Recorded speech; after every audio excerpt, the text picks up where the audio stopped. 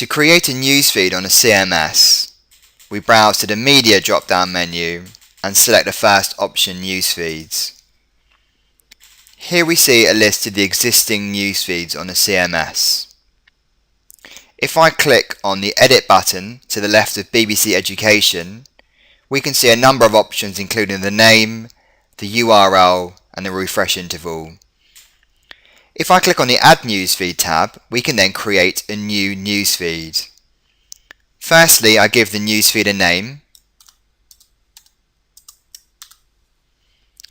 I then browse to another tab within Firefox.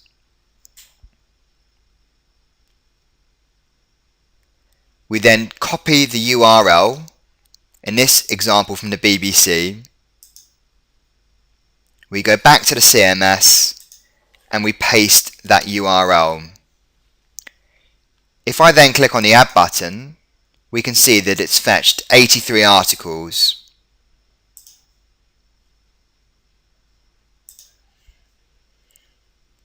If I then edit that item, we can see the refresh interval and the maximum age.